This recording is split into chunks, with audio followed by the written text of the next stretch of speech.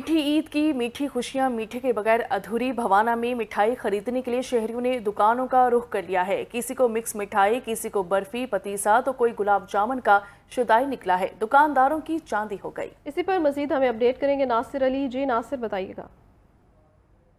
फितर को मीठी ईद भी कहते हैं। मीठी ईद के मौके पर अपने अजीज व अकारीब रिश्तेदारों को ईदी देना हमारी रवायात में शामिल है। ईदी देने के लिए शहरी ने मिठाई की दुकानों का रुख कर लिया है और मिठाई से वाबस्ता कारोबार की भी चांदी हो गई है। मेरे साथ शहरी मौजूद है, बात करते हैं। शुरू तो ये बजुर्गों का है जी, रस्म वो पूरा करते पे ते इसी तरह फुफियां मासियां भैणा सब ਨੂੰ ਅਸੀਂ ਮਠਿਆਈ ਦਿੰਦੇ ਆ ਤੇ ਹਰ ਸਾਲ ਦਿੰਦੇ ਆ।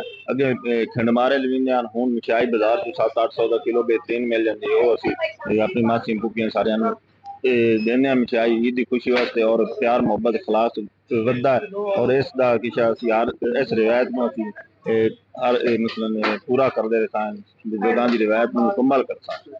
बिल्कुल शहरी की बात आपने सुनी। उनका कहना है कि अपनी रवायात को पूरा करने के लिए हम अपने अजीज वगैरह पर ईदी देते हैं। इस हवाले से मेरे साथ दुकानदार मौजूद है, बात करते हैं। सब बताइएगा इस हवाले से क्या कहते हैं। जी बिस्मिल्लाह। पिछले साल की निस्बत से इस साल जो है मिठाई का जो कारोबार है, जो फरोख्त है, वो बहुत ज़्यादा बढ़ गई है। पिछले साल की निस्बत से इस दफ़ा लोग ज़्यादा मिठाई ले रहे हैं। उसके अलावा बुआना शहर में अल्हम्दुलिल्लाह जो हमारी ब्रांच है, हमारी शॉप है, उस पर मिठाई की बहुत ज़्यादा वैरायटी है। उसमें रसगुल्ले, जामुन और पिस्ता और बर्फी वगैरह लोग जो है वो काफ़ी शौक से ख़रीद रहे हैं। और रेट की बात करें तो रेट भी बहुत मुनासिब और इंतहाई कम रेट्स पे। इसके अलावा केक है हमारे पास, फ्रेश क्रीम के। फास्ट फूड की जो मुकम्मल वैरायटी है वो लोग ख़रीद कर लेके जा रहे हैं और अपने दोस्तों को, अजीज़ व अकारिब को वो ईदी के तोहफे के तौर पर पेश कर रहे हैं।